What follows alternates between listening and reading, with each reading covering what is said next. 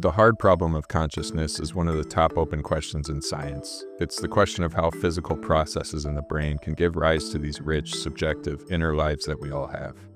The mainstream view is that consciousness emerges from brain activity, that somehow once every connection in the brain is fully mapped out and understood, we'll be able to point to specific mechanisms to show how these conscious, qualitative experiences, things like the smell of coffee, the taste of chocolate, the color red, sprout from that activity. But for all the advances that have been made in neuroscience and all the correlations between conscious experiences and related brain activity that have been discovered, we still don't have a plausible and specific explanation for how these purely biological processes could create conscious experience.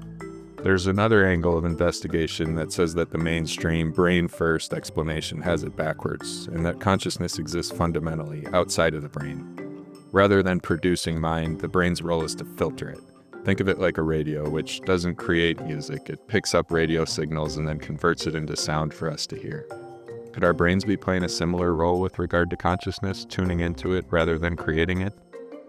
One of the most prominent research groups looking into consciousness from this perspective is the Division of Perceptual Studies at the University of Virginia's Medical School. Their faculty's been at it for almost 6 decades, researching psi phenomena such as telepathy, as well as near-death experiences and memories from past lives. In 2007, they published Irreducible Mind, a textbook-style herding of evidence of phenomena like these that are difficult to explain through traditional brain-first theories.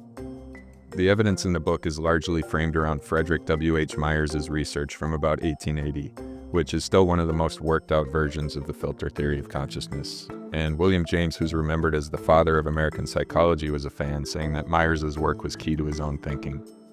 According to Myers, we each have a subliminal self, which is our underlying full consciousness. That subliminal consciousness filters through our brain to create our everyday waking awareness. And the senses that we experience in daily life are constrained by the brain, which was formed based on what was adaptive and helpful for our ancestors' survival over billions of years of evolution on Earth. To paint this picture, he draws an analogy to the electromagnetic spectrum. The larger self can be thought of like a ray of light. When filtered through a prism, this appears as a spectrum of colors. In this analogy, our waking consciousness corresponds to just that small portion of the spectrum that the human eye can see. By now, the idea that our mind states can affect our bodies is pretty well accepted. For example, the placebo effect is so reliable that new drugs actually have to prove that they work better than a sugar pill before they can get approval. From the traditional brain-first perspective, this really isn't a problem. If our thoughts are just the result of biological processes in the brain, then it makes sense that those same processes could turn around and influence the body. It's all part of one connected system. But while it might explain effects caused by someone's mental state on their own body, these brain-first explanations are really stretched by cases where one person's mental state affects somebody else's body, or when someone becomes aware of something that shouldn't have been within reach of their ordinary senses. If we give it some thought, a lot of us probably have a story from our life that falls into this category. One that sticks out for me is something that my dad told me about his childhood. He was the second born, and his older sister had a hard time adjusting to life with a younger sibling stealing attention from her. Sometimes he'd lie awake at night with the sense that someone was trying to kill him, and the only way he'd be able to fall asleep was if he could figure out how to leave behind a trace of evidence leading back to the culprit. Later on in life, he mentioned that to his sister, and she said, "That's weird because I used to lie awake at night trying to figure out how I could kill you and get away with it." Somehow the conscious intentions seemed to pass from one to the other while they were lying in bed in separate rooms, including being strangely focused on the getting away with it aspect rather than the murder part. A story like this is extremely difficult and maybe impossible to explain just through processes that we know about in the brain. But examples of anomalies like this were important to Myers for his filter theory of consciousness. In his view, the lack of an explanation for these faculties in terms of known principles revealed that the human mind has roots in a deeper part of reality, a part of reality that our full subliminal self has access to. To show the importance of anomalies in the quest to understand consciousness, the authors of Irreducible Mind draw an analogy to physics, and specifically to Newtonian dynamics, which describe the physics of daily life accurately, but extraordinary circumstances such as extremely small objects, fast speeds, or dense masses showed the need for additional theories, such as quantum mechanics and relativity. In this same way, brain-first models of consciousness can seem to explain most of our states of mind, but rare and unusual cases hint at the need to look into other angles. Nassim Taleb, who's an expert in the topics of risk and uncertainty, talks about the value of disconfirming evidence in his book Anti-Fragile, and says that in general, disconfirmation is more informative than confirmation. Think about the statement, all swans are white. If you see 1,000,000 white swans, you haven't proven that statement true. But if you see just one black swan, you've disproven it.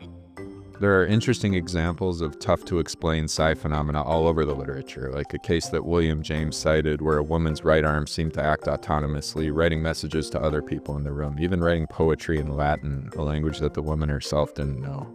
Cases of collective apparitions where multiple people see the same thing simultaneously, cases of somatic experience, such as a woman feeling a sharp pain in her chest at the same time her daughter died in a car accident. But one of the most interesting angles to explore from the perspective of a filter theory of consciousness is the subject of genius and creativity.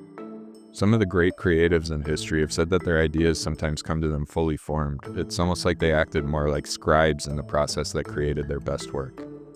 The traditional model of creativity gets credited back to Graham Wallace and has 4 stages. Preparation, where you dig in and do some hard work on a project. Incubation, where you set the project aside, sometimes in frustration. Illumination, where some new solution appears in your consciousness, sometimes completely out of the blue. And then verification, which is another stage of hard, voluntary effort where that aha moment needs to be verified and worked into the project. The most mysterious aspect of this process is illumination, and it's the aspect most relevant to the filter theory. In Myers's model, these illuminations are creative inspirations coming from our subliminal self into our everyday consciousness. In her book about the creative process, Elizabeth Gilbert tells about the time when she got inspired to write a novel. The plot centered around a middle-aged woman from Minnesota who is in love with her married boss, whose business gets tied up in drama down in the Amazon rainforest where a bunch of money and a person goes missing. But shortly after getting a book deal, she had a big disruption in her personal life.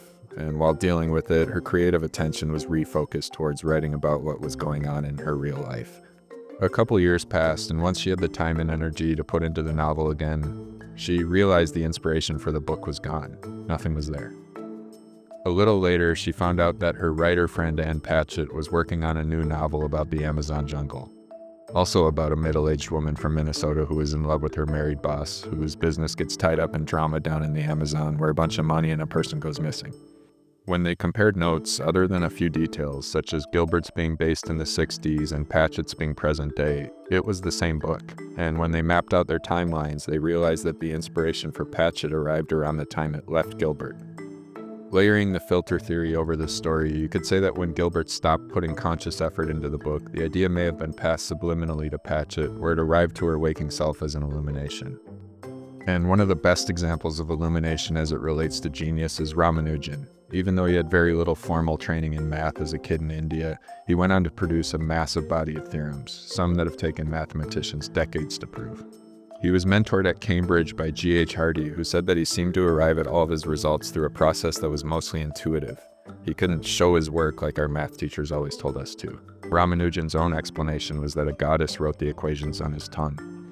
And Kurt Gödel, one of the most brilliant logicians in history, most famous for his incompleteness theorems, told others that he would use a technique that almost sounds like sensory deprivation, lying down in a quiet place where he could perceive math and logic as if they were something more tangible. Another big challenge to materialist explanations of consciousness comes from near-death experiences, where people report these vivid, organized, conscious experiences that happen under circumstances where they wouldn't be expected to, like during cardiac arrest. Even though these reports come from people across religions, across social and economic backgrounds, the accounts have striking overlap, including crystal clarity of thought where messages from others seem to arrive telepathically, an encounter with a powerful being of light, and a full panoramic review of all the events of their life which seems to occur outside of the normal flow of time.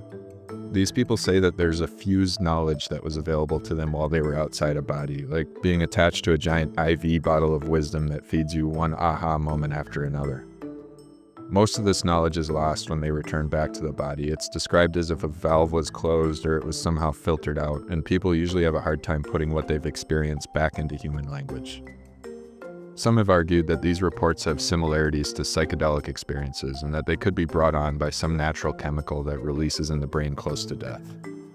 But an aspect of near-death experiences that would be hard to account for under explanations like these is that it's common for people to report detailed knowledge of what was happening in the room while they were out of body, such as doctors performing life-saving surgery on them, as if they were viewing it from above. And even harder to explain away are cases where people report knowledge of events that happen out of reach of their normal senses. Bruce Greyson, one of the co-authors of Irreducible Mind, tells us in his book After about the story that got him hooked on researching the subject. He was eating lunch at the hospital when his pager startled him, causing him to spill spaghetti on his tie. A patient had just been brought in by her roommate, unconscious after an overdose on medication. Greyson chatted with the roommate in the family waiting room, which was down the hall from the patient's ER bed. After the patient had woken up the next day, Greyson introduced himself to her, but she already knew who he was. She remembered him from the conversation he'd had with her roommate the previous day, the one that had happened down the hall from where her body was, and she even remembered the spaghetti stain on his tie. It goes without saying that the conversation that she recalled was way out of reach of her body's five senses, and explaining her knowledge of the spaghetti stain would really stretch the mainstream materialist model of consciousness. In the filter model, the function of our brains is to protect us from being overwhelmed and confused by all the information around us. To wrap our heads around a theory like this, it can help to remember that our brains already filter out much of our surroundings. For example, billions of bits of information hit our eyes each second, but all but about 40 of them get deleted before they reach our awareness. The perceptual world that humans experience is based on what our brains evolved to give us, with the goal of keeping us alive long enough to raise offspring. And that evolution was guided by a balance between what was useful while remaining energy efficient. It wasn't guided by giving us the objective truth. Every species on Earth has its own unique sensory bubble that was constructed for it through natural selection to help it survive in its own niche. Some of these worlds are so different from our own that it's difficult to even imagine what that experience would be like. Try to picture being a brown bat and able to build a map of your surroundings through echolocation, letting you gauge distance better than a human can with their eyes. Or a songbird that can see the magnetic field as an overlay to your normal field of view. Or a squid without localized pain. If a fin gets damaged, your whole body hurts. We should avoid the impulse to assume that all we see is all there is. Even the question of whether pain is truly local is a matter of perspective. It depends on whether you're a human or a squid. And even among humans, our perceptual worlds can vary quite a bit. Around 4% of us and as many as 15% of artists have synesthesia, a condition that merges senses that aren't normally tied together. One variation causes people to see colors with smells. This is obviously different than how the rest of us experience scent, but it's no less real. For some of them, the colors are so vivid and intense that if there's an overpowering smell while they're driving, they have to pull the car over because they can't see through the color. Whatever you believe, it's clear that something needs to be added to the current, purely biological model of consciousness. Maybe we need to flip the mainstream view entirely and consider consciousness as something fundamental like the filter theory suggests. Or maybe psi anomalies aren't supernatural at all. Maybe they hint at extra senses that evolution has built into us, ones we just don't fully understand yet. A lot can be learned about the most mysterious aspect of being a human, our consciousness, if science is willing to dig into and investigate the rare, the weird, the things that don't quite fit.